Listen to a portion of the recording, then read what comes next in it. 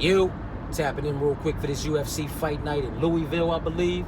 We have Cannonier versus Nassourdine Imavov. In this video right here, this is the full card breakdown and predictions. Now, I'll do my best not to take up too much of y'all time by holding on to y'all ears for too long. You dig me? I do want to take a moment to go ahead and apologize in advance, as there's quite a few card fights spread across this card that I want absolutely nothing to do with from a picking or a betting perspective. You understand what I'm saying to you? And I won't force the pick.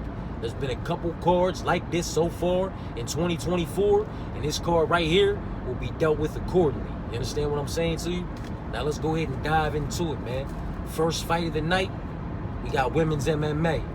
Low-level women's MMA, in my personal opinion. And I want absolutely nothing to do with it, man. It's a complete pass for me. You understand what I'm saying to you?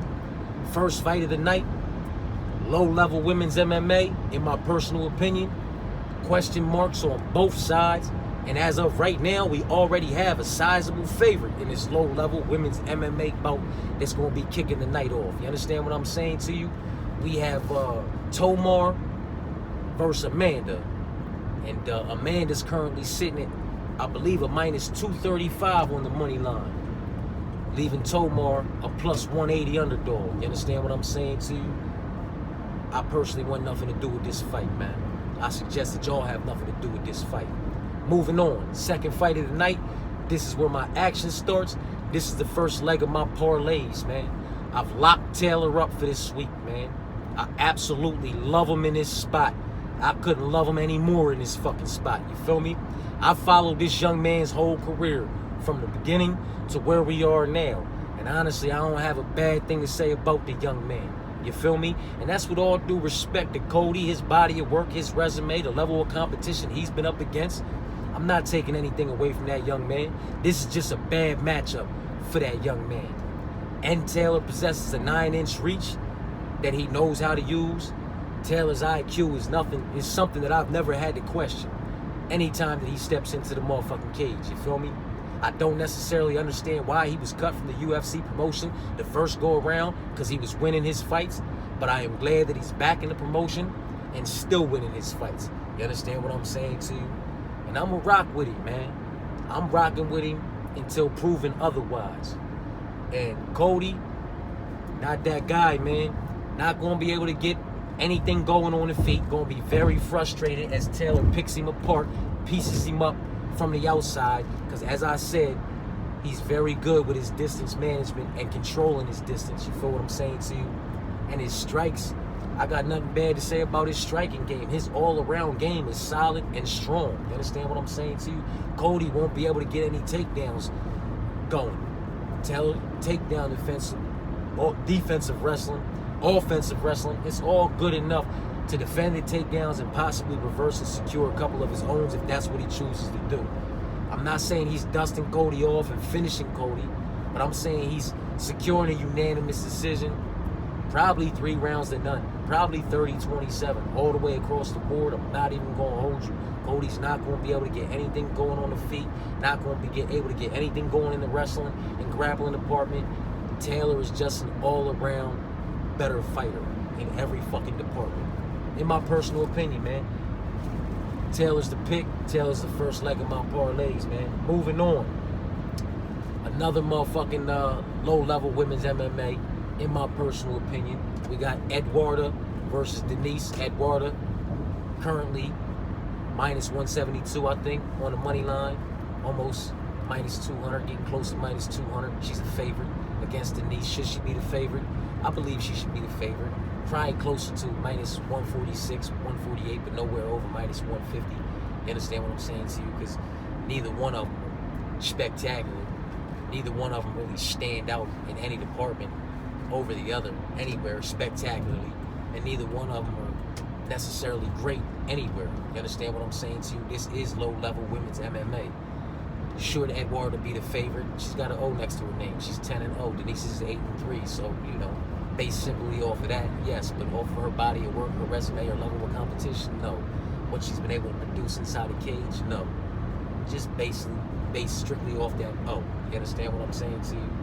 And yeah, that's my take on that. I've already taken too long on that. I want nothing to do with that. And I highly suggest y'all have nothing to do with that, man. You know what I mean? Moving along. I like this fight. We got Daniel, 15-0, currently undefeated. You know what I'm saying? Going against my boy John, man. And I think John's taking that O from him. One thing we have to do when we look at these undefeated fighters, man, is just be honest with each other. Be honest with each other and take in a nice dose of reality and say, is this motherfucker going to remain undefeated? Is this motherfucker going to challenge for a title? Is this motherfucker going to get a title? Is this motherfucker going to, you know what I mean, retire undefeated? No, and no. You understand what I'm saying to you? Daniel will not do any of the above, man. He will take an L, you know what I'm saying? And it's just about when is he going to take that L, and I think it's going to be on Saturday. I think John gives him that L. I think John wins this fight, bare minimum, by unanimous decision, man. You understand what I'm saying to you? Like, there's going to be no questions. It's not going to be a split. There's no motherfucking draws happening. Nothing is going to stop John from securing this unanimous decision, in my personal opinion. His body of work, what he's been able to produce in and outside of the octagon, in any cage that he's performed in, you understand what I'm saying to you? You know, his level of competition, his resume, just everything about John's side of things, I respect so much more than Daniel's side of things. I'm not high on this guy, you know what I mean? I'm not high on him at all. That O is going to go, and that's inevitable. I think we all know that, and I just have it going on Saturday, man. And there's a night where it goes inside the distance too, man. If it goes to a decision, it's unanimous. I don't think there's going to be any questions. There's going to be no splits. There's going to be no nothings, no majority decisions. Nah, it's going to be unanimous. It's going to be 2 rounds to 1. Then Daniel might find himself edging out 1 round, or it's going to be 3 rounds to none. And that's if John doesn't get it done inside the distance, man. We can't lie and say that win that he holds over Miles Johns is not a great win. It's a great win. If you want to, you know, chime in the comments and tell me it's not a great win, I'll chime back in the comments and tell you you're a fucking liar. You understand what I'm saying to you? Anybody catching a win over Miles Johns in the division is a good win. Miles Johns is not an easy out for anybody in any way, shape, form, or fashion. You understand what I'm saying to you? Very solid game all around. You know what I mean? And with that being said, a win over Miles Johns is a good win. But a win inside the distance because you wrapped something up and got him out of there, that's a great win. That's a great win, in my personal opinion, man. You know what I mean? And I think he gets it done. 3 rounds to none, possibly inside the distance. You know what I mean? So John's the pick on that, man. You know what I'm saying? He not wrapped up in my main. He not wrapped up in my main 4-legger, because I got 4 horsemen that are my main 4 horsemen. But he's in my, you know, fabulous 5. You know what I mean? He's the 5th leg on top of those 4. Or is he? I don't know. I don't know, because it's one more up this motherfucking card, man. That John's the 5th one. John's gonna be the 5th. Let's go ahead, man. Let's go ahead. Let me get the fuck up off of that, man. Because we just going on to another low-level women's MMA fight, man, that I want absolutely nothing to do with, man. You got Andrea Lee, who's, I believe, I don't have this in front of me, but I believe she's 13-9. You know what I'm saying? Going against Montana De La Rosa, who's 12-9-1. You know what I mean? Fuck this fight, man. Anybody sitting here telling me that, you know, this was going to, man, get the fuck out of here. Whoever shows up and is able to implement their game a little bit better than the other is going to edge out the rounds and get this one. I don't see anybody getting finished, you know what I mean? Yeah, man, I'm done with that, man. I don't want nothing to do with that, man. Moving on. This is one of the men's fights that I want absolutely nothing to do with, man, because it's Brad versus Jesse, man. But it's Brad at minus 620 against, come the fuck on. Somebody please tell me why. I want nothing to do with this. We're not even going to entertain this shit. Man. Get the fuck up out of here. Somebody chime in and tell me why. What? In any of Brad's body of work, anywhere in his resume, justifies this young man being a minus 620 against anybody inside the UFC. I don't give a fuck who it is. Because right now we talking Islam and Dustin numbers. That's what we talking about. It's the kind of motherfucking respect we putting on Brad in this fight.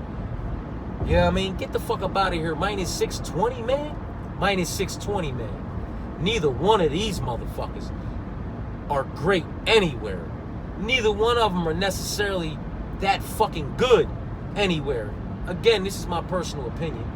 And with that being said, neither one of them really outshines the other significantly enough for me to look at this thing and be like, yeah, minus 620 for Brad Cannonier sounds about right. Get the fuck up out of here, man. Minus 620, man. Like, these are the numbers that we give to the Islams and the Izzies and the Amandas and the Valentina. Like, why the fuck are we giving this? All of a sudden, these crazy numbers are going to these motherfucking Brad Cannoniers, man. I'm done. That's too much on that fight, man. Leave that shit alone, yo. Leave that shit alone, man, because you got bangers coming up after that. Bangers. Why the fuck with that fight? You know what I mean? When right next you got Charlie and Los. That's next, right? Charlie and Los. Got Charlie and Los next, man. That's going to be a banger. Now, Carlos is currently sitting at like minus 205 on the money line as a favorite. You understand what I'm saying to you? Do I agree with Los being a favorite? I agree with Los being a favorite. You know what I mean? Minus 205 though. No, I'm 235. Los was another one that was I'm 235. My bad, y'all. Los was another one that was minus 235, leaving Charlie another one that was plus 180. So now Charlie is a plus 180 underdog, man. Charlie's a motherfucker that'll fight for that underdog money. You understand what I'm saying? Charlie's a motherfucker that'll fight regardless, man. Can't never sleep on Charlie. See, I like both of these motherfuckers, man. I like this fight, man. You know what I mean? Carlos has the edge in a lot of departments. You know what I mean? Should he be minus 235 against Charlie, though? I don't know. You know what I mean? He's got the height advantage. He's got the reach advantage. He's got the speed advantage. And he's got the experience advantage. I will give the slight edge in power to Charlie. They both got pop on their shots. I'm giving the slight edge in power to Charlie. And I'm giving the edge in the wrestling and grappling department to Charlie, which can work for him being the smaller individual in this fight, and Los being the taller, lankier. You know what I mean? It's not like he's tall and really fills out his frame. He's a tall, lanky, you know what I mean, long-limbed individual that you can get up in on a double leg if you want to. You know what I'm saying? Yeah, this is a good fight. It's a good fucking fight, man. It's a good fight, man. If it goes to the cards, I'm gonna put it to you like this. If it goes to a decision, I'm slightly siding with Los to be the one.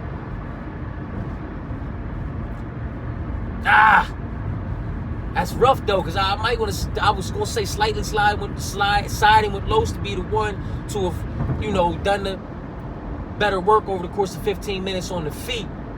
You know what I mean? If it goes to a decision. But if it goes to a decision, that also means that both of these motherfuckers was in there for 15 minutes, which means Charlie was able to get up in that motherfucking range and get up underneath that motherfucking reach. You know what I mean? Tap that body, tap that chin, possibly secure some takedowns, grind off some time, some control time, and stay safe on top. You feel me? Shit. This fucking fight could go any which way if it goes to the cards. And with that being said, there's finishing ability on both sides. But for this fight, I really don't see Los knocking Charlie out. I don't see Los knocking Charlie out, man. You know what I mean? And with that being said, you feel me? Like, I can see a night where Charlie gets up in that range, gets up in there, you know what I mean? Underneath that reach, hits that motherfucking body, taps that motherfucking chin, kind of crumbles him a little bit, or just hits that body, hits that motherfucking chin. When he throws his guard up, Charlie hits that double leg, you know what I'm saying? And works some wrestling, and pounds him out from the top, works for a submission or something. Like, I can see this fight. I can see Charlie finishing this fight. I can see Los winning this fight, edging it out by a split decision, possibly unanimous, 2-1, because he was able to, Charlie was able to secure takedowns either early but not later, or later and not earlier. And when he wasn't able to secure them, Los did enough on the feet to secure the decision, whether it was a split or a unanimous. You know what I mean? This is a fucked up fight, but it's gonna be fun. It is gonna be fucking fun. You know what I'm saying? Fuck! I hate picking against either one of these motherfuckers. It's one of those fights, man. It's like the next one. It's like the next one, you know what I mean? But I'm more confident in the next one. You know what I'm saying? I don't like picking against them motherfuckers, but they going against each other, and I'm more confident in the pick than I am in these two motherfuckers going against each other and making this pick. You know what I'm saying? Fuck, man. I'm gonna get back to this one, man. Thiago Moises versus motherfucking Ludovic Klein. Ludovic, my second leg of my parlay, man. And this with all due respect to Thiago Moises. His resume, his body of work, his level of competition, what he's been able to produce and put out inside that octagon, you know what I mean? I got a lot of respect for both of these young men. You know what I'm saying? I just feel like Ludovic is going to be able to put out the better work over the course of 15 minutes. It's going to be on the feet. You understand what I'm saying to you? I'm not worried about Thiago Moises' ground game. And with that being said, Thiago Moises' all-around game is solid.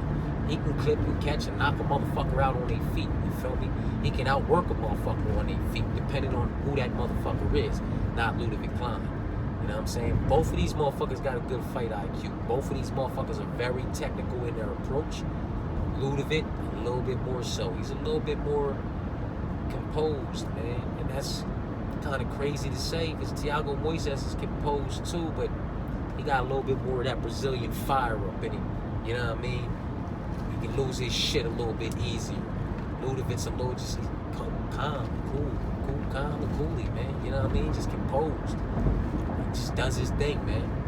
Does his thing. If he catches you, if the finish presents itself, he'll take it. You know what I'm saying? He won't take it over eagerly. You know what I'm saying? He won't put himself, go after it, you know, in a fashion that could leave him susceptible to get knocked the fuck out or choked the fuck out. You know what I mean? He's smart like that, man. He's smart like that. He clips, Ludovic clips Thiago Moises. He'll chop at those legs and make him stand back up. He won't dive down into his motherfucking guards and play around with him and give him an opportunity. He'll just make him get back up and then rip to that body, rip to that head, and continue to put in good work on the feet, man. I like both of these motherfuckers, man. I don't have anything bad to say about either one of these individuals, man. I like this fight. You know what I'm saying? It's going to be a fucking great fight. And I think it goes to the cards, man. I think it goes to the cards. I think it goes to the cards 9 times out of 10. And I think Ludovic Klein wins that decision.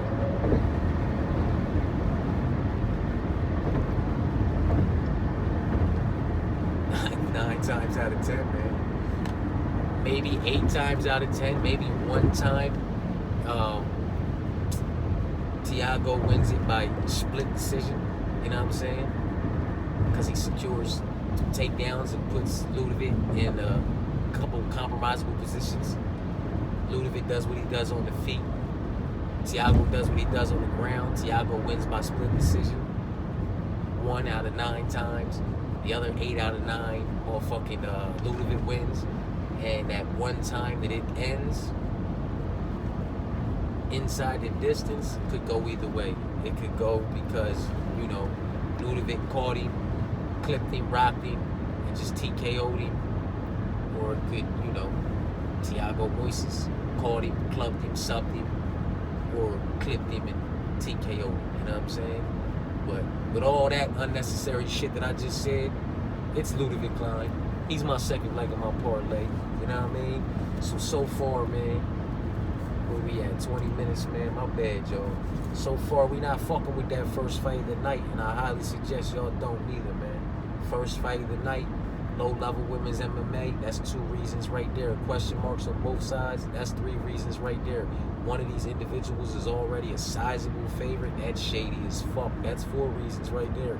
You know what I mean? Just leave this fight alone, man. Cody versus Taylor, we rocking with Taylor. Eduardo versus Denise, we leaving that one the fuck alone too. It's low-level women's MMA. That's 1 reason right there. It's question marks on both sides. That's one reason right there. You feel what I'm saying to you? How good actually is Eduardo? You know what I mean? Leave this shit alone, man. You know what I'm saying? Daniel versus John. I'm rocking with John to go ahead and get this one done by unanimous decision or inside the distance, man. Andrea versus Montana. Leave that shit alone, man. 13-9 against 12-9-1. Low-level women's MMA. They're taking out the trash, man. You know what I'm saying? One way or the other, win, lose, or draw. I wouldn't be surprised if both of these young women were cut from the UFC promotion. If not, at the very least, one of them when this fight is done. You know what I'm saying? Brad versus Jesse. Come on, man. Brad Katona at -620 against anybody inside the UFC octagon. This is Islam Makhachev numbers, Israel Adesanya numbers, Amanda Nunes, Valentina Shevchenko. Like, come on, man. What the fuck is going on here? It's not like, what about this young man's resume, his body of work, anything that he's produced in the octagon or any other cage he's performed in justifies him being a -620 against anybody, anywhere. Fuck this fight, man. You know what I'm saying? Charlie versus Carlos, man. You know what I mean?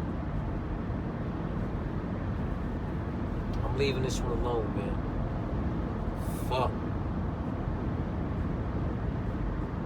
I'm leaving this one alone, man. Unless we talking about prelim parlays, low-card parlays, and haymakers and shit like that. I'm leaving this one alone, man. I'll tap in and talk about that a little bit later, man. I already said what I thought about this fight. I'll talk about parlays a little bit later on when I'm not on the road, man. I had some business down in D.C. this morning. I'm on my way back up top right now, so y'all gotta bear with me. You know what I mean? But Thiago versus Ludovic. I'm rocking with Ludovic. 2 rounds to 1, unanimous decision. You know what I'm saying? Now here we go, man. It's a banger. It's a banger. It's a low-level banger. It's another example of taking the trash out. I wouldn't be surprised if both of these young men, win, lose, or draw, were cut from the promotion on Sunday morning. You understand what I'm saying to you? It's a shit show, man. You got Miguel versus Punahele. And me personally, I like what I've seen more so from the Punahele side of things than Miguel. Like, I'm taking the dog shot in this fight right here. This is the dog I'm comfortable with, you know, going in and rocking with, because if anything, this line should be reversed, man. I don't respect either one of these young men's body of work, their resume, their level of competition, you know what I'm saying? Or really what they've been able to produce inside the octagon. With that being said, I got an edge more so with what I've seen from Punahele than what I've seen from Miguel, as far as all around body of work. You know what I mean? I feel like Punahele can go ahead and stretch this young man the same way. Yeah, let's talk about that. Andre Fiallo. Everybody talks about, you know, Andre Fiallo has now become the latest. Oh, you knocked out Andre Fiallo? Join the list. That's what he's become as of lately. Oh, you've been able to knock out Andre Fiallo too? Join the list. Like, that's what Andre Fiallo has been as of lately, you know, except for with Miguel Baez. He knocked Miguel the fuck out. He was one of the 2 victims that unfortunately fell victim to Andre Fiallo when he came into the UFC, man. And I don't think it's far-fetched to say Punahele can catch this young man and put him right the fuck under too. Punahele can wrestle this young man if he wants to. Punahele can grapple this young man if he wants to. I think Punahele has this fight anywhere the fuck he wants to take it. I think this is Punahele's fight to lose. The money line should be reversed. Punahele should be the favorite. Baez should be the underdog, or at the very least, this should be a -110 pick 'em. I mean, look at who we're talking about here. We're talking about Miguel and Punahele, man. Come on, man. Stop it. Get the fuck up out of here. You know what I mean? It's gonna be what it's gonna be for as long as it's gonna be. You understand what I'm saying to you? I can see Punahele knocking this young man out. I can see Punahele submitting this young man I can see Punahele taking this man to a decision. I cannot see Miguel doing any of the above to Punahele. You understand what I'm saying to you? So for those reasons, I'm rocking with the dog and Punahele to go ahead and get the job done, man. You know what I'm saying? Julian versus Zach. Come on, man. I'm gonna say that again. Julian versus Zach, man. Who the fuck wants to talk about Julian versus Zach other than Julian versus Zach and Julian and Zach's family members, friends, and loved ones, man? I don't give a fuck about this fight, man. Neither one of these young men belong in the UFC. Neither one of these young men should be in the UFC come this time next year, man. I have no interest in this fight. They have no high ceilings. Julian's already reached his ceiling in the UFC, so if he beats Zach, that just doesn't say much about Zach. If Zach beats Julian, that may very well be him reaching his ceiling inside the UFC. Fuck this fight.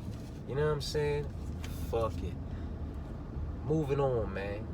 Bruno versus Dustin. Now, I'm actually looking forward to this fight. I'm really looking forward to this fight. I'm excited about this fight because I'm a Bruno fan. You know what I mean? And I think this fight is going to give Bruno the opportunity to go ahead and shine. He's getting this man up out of there inside the first 7.5 minutes, and that's if he survives the first 3 to 5. You understand what I'm saying to you? I'm not going to say with all due respect to Dustin because I do not respect Dustin. I do not respect his body of work. I do not respect his resume. Does he have a couple wins on his record I feel like he shouldn't have? Unfortunately, yes, but that's how the ball bounces and the cookie crumbles sometimes, man. He's losing on Saturday, man. He's going to lose in dramatic fashion. Bruno's going to put him to fucking sleep, man.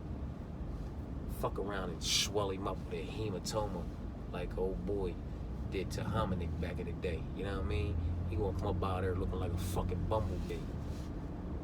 I don't got a lot of respect for that man or anything to do with that man. The pick is Bruno. Moving on. Raul Rosas Jr. versus Ricky. This is another example of Dana White using somebody to take out the trash because it's not trash on both sides. You understand what I'm saying to you? He's using Raul Rosas Jr. to take out the trash, which is Ricky, who does not belong in the UFC, in my personal opinion. You know what I'm saying? Like, come on, man. Wasn't a fan of him on the show. Didn't think he belonged in the UFC. Still don't think he belongs in the UFC. And I feel like they're using Raul Rosas Jr. to put him one step closer to the door, if not both feet out the door, and we don't have to talk about him no more. Dom versus Dustin. I'm hyped for this fight, man, because this is a fight that's giving Dustin an opportunity to go ahead and shine. I got Dustin taking this one, man. Unanimous decision, man. 2 rounds to 1. 2 rounds to 1. There's a night where if it goes to the cards, it's 2 rounds to 1, because there's a night possibly where Dominic Reyes doesn't like what he felt on the feet and is able to secure a takedown, and in doing so secure a round. You know what I mean? But I don't think he'll be able to rinse and repeat that. And I think Dustin's going to dust him off over the course of 15 minutes. And there is a night where Dustin knocks him off. And when we're talking about Dominic Reyes, miss me with that John Jones fight way back when, because that was way back when. Alexander Gustafsson looked absolutely amazing against John Jones way back when, and then he stepped in there with him again and got dusted the fuck off. John made sure there was no questions in anybody's head. You understand what I'm saying to you? The same would have been said if they threw him in there with Dominic again. You know what I mean? Every night ain't your top of the game night, but it was enough on his game to go ahead and secure the victory. Had you put him in there with John Jones again, John Jones would have knocked him out or submitted him. It would have been a totally different fight in my personal opinion. That never got to happen. Let's talk about his wins. That wasn't a win. People just like to bring that fight up. That was so long ago, though. You can miss me with that fight. That's the same as bringing up Drew Dober beating Beneil Dariush in his UFC debut. But look at Beneil Dariush and look at motherfucking Drew Dober. You know what I'm saying? Like, what they've been able to accomplish and where they've gone and what they've done. Like, one thing has nothing to do with the other. Sometimes, you know what I mean, people are on, people get caught, people land a shot, you know what I mean? Sometimes people are off, you know what I'm saying? just not at the top of their motherfucking game, but still able to do enough to secure a motherfucking decision. With all that being said, miss me with the John Jones and Dominic Reyes fight from so long ago. You want to talk to me about Volkan Ozdemir? You can miss me with that fight too. There's nothing impressive about Dominic Reyes beating Volkan Ozdemir. So what do you want to talk about? You want to talk about Chris Weidman? Chris Weidman was that was when Chris Weidman was in his run of getting knocked the fuck out and just hard, like Chuck Liddell at the end of his run. You know what I mean? Like, he had got knocked out by Louis. You know what I'm saying? Chris had already lost. One to one person, lost. Then lost to Dominic Reyes. Lost. Like, Weidman was already, if you need more confirmation on how unimpressive Dominic Reyes' run really was, just go back and look. Go look at those that he fought. I mean, we're talking about Ovince St. Preux, who was never a world beater and never a title holder. You know what I mean? Was never going to be that. I respect Ovince St. Preux in his all-around game, but he got Ovince St. Preux out of there. You know what I'm saying? He got Volkan Ozdemir up out of there. Chris Weidman out of there. He had that fight with like these individuals that he got up out of there, man. Like, you can really miss me with all that shit, man. And I'm not sitting here saying Dustin Jacoby is some fucking world beater and he's that guy and he's just, you know, he's spectacular and he's great. I'm not saying that. I'm saying Dustin Jacoby is good enough to get the job done against Dominic Reyes. You understand what I'm saying to you? Dustin Jacoby is going to land the better shots, accumulate more volume on the feet, stuff enough of Dominic's takedowns, because Dominic will shoot for takedowns, because Dominic will not like how it's going on the feet. You understand what I'm saying to you? And Dustin's going to go ahead and secure a unanimous decision, man. You know what I mean? Possibly inside the distance. He could possibly clip motherfucking Reyes. Club and sub him. Submit him, or just clip him and TKO him. Or just clip him and flatline him with a fucking head kick or something down the pipe. You know what I mean? More times than not, if Dominic is able to hold up, I got Dustin winning it by unanimous decision, man. 2 rounds to 1. Wouldn't be surprised if there was a 30-27 in there somewhere from somebody, you know what I mean? Because the only way Dom wins a round in this fight is by securing takedowns to secure a round at the end of it, because what's going to happen on the feet is not going to be in his favor, in my personal opinion. Yeah, man. The motherfucking pick is Dustin, man. So let's talk about Jared versus Imavov, man. Because everybody wants to talk about Jared Cannonier being 40 years old, man. He's 40 years old, man. You know what I mean? This, that, and the third. Well, Jared Cannonier was 38 years old 2 years ago when he edged out Sean Strickland in a 5-round main event decision. Jared Cannonier was on 39 years old last year when he edged out Marvin Vettori in a 5-round main event decision. You understand what I'm saying to you? Jared Cannonier possesses a 2-inch reach advantage in this fight, even though he's, you know, outsized in the height department. He's got a 2-inch reach, and he's got the power. Imavov possesses the speed, but the all-around abilities and the all-around game, I still give that to Jared Cannonier. If Jared Cannonier wants to secure takedowns, you understand what I'm saying to you, and get some top time, some top control, some top pressure, land some top strikes, some ground and pound, I believe he'll be able to do so. You understand what I'm saying to you? If he wants to wrestle, if he wants to grapple, he'll be able to do so. Jared Cannonier is an individual, man, who, you know, right now, where he is, his age, the stage he is in his career, you understand what I'm saying to you? And where Imavov is. Jared's what, 40? Imavov's 28 right now, where both of them are in their careers. With Imavov just stepping into his prime and Jared being right there, you know, at the ass end of his prime. Like, you know, he's still a beast, man. I'm not going to call his prime over, man.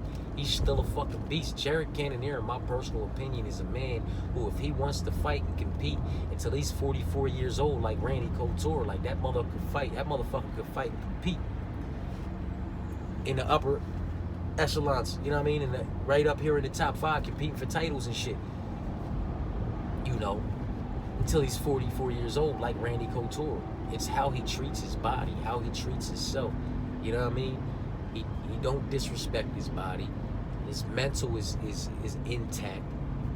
His IQ in and outside of the motherfucking cage are on point. I can't really say too much bad about Jared Cannonier, man. Like his last 5 fights, that motherfucker wasn't lit, huh? His last 5 fights, man.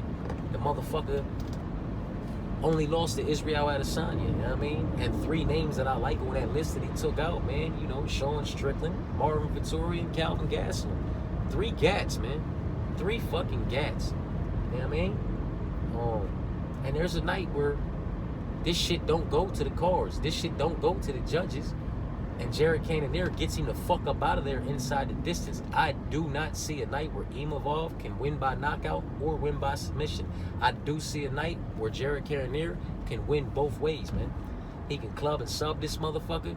He can scoop and drop this motherfucker, work from the top and choke him out from the back. You know what I mean? He can catch him on the fucking feet with that 2-inch reach advantage where Imavov's going to want to do most of the work at. You understand what I'm saying to you? And really motherfucking, get him up out of there, man. More times than not, I see it going to the cards. You know what I'm saying? I see this going to the cards, man. And I'm keeping it funky with you. It's the same way. 9 times out of 10, this goes to the cards, man. With 8 out of those 9, Jared winning by unanimous decision. 1 out of those 9, Imavov might win by split decision. Might. And that's a big fucking might, in my personal opinion, man. That's a big fucking might, man. You know what I'm saying? And the other time, motherfucking in 10, you know what I mean? Because 9 out of 10 it goes to decision. That 1 it doesn't, Jared Cannonier gets him out of there by knockout or submission, man. You know what I mean? I can't speak highly enough about that young man. You know what I'm saying? Even at 40 years old, he has not exited his prime. He has not exited his prime. Imavov is just entering his prime. And it's going to be a good fight. But I think the volume and the significant strikes landed, the more impactful strikes landed, I think the volume's going to be close. It'll be competitive. But the more impactful and the more, significant strikes landed, they're going to come from Jared. Jared may knock this man the fuck down, may curl him up with a body shot or a body kick, you know what I mean? He got a nasty fucking kicking game too. Jared's not to be slept on, man. Jared is not to be slept on in any way, shape, form, or fashion. And I believe that this is his fight to lose. That's why even at 40 years old, that money line only says plus 108 to Imavov's minus, 128 or something like that. Motherfuckers know Jared ain't to be slept on. And I wouldn't be surprised if Jared was even money or a slight favorite come fight night. Once everybody out there has been able to dig into both of these young men's body of work, their resumes, their wins, their losses, look at some of their tape and see what kind of work that these 2 young men are able to put out and produce against, different types of opposition. This matchup right here is very, very well matched up, man. You understand what I'm saying to you? I just personally feel like Jared edges him out everywhere. Wrestling, for sure. Grappling, for sure. Power, for sure. You understand what I'm saying to you? And he's got the reach advantage. Imavov's got the speed advantage and the height advantage. Those are his only 2 advantages in this fight, in my personal opinion, man. You know what I mean? My bad, Joe. I kept y'all on this motherfucker for almost 40-something minutes, man.